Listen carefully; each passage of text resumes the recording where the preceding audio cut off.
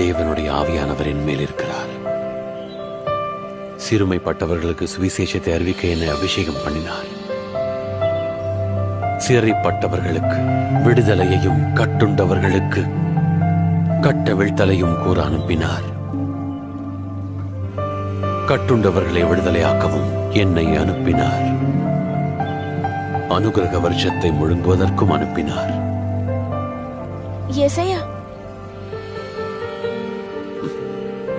ஏசாயா, உங்க கூட நேரத்தை செலவிட்டது ரொம்ப சந்தோஷம்.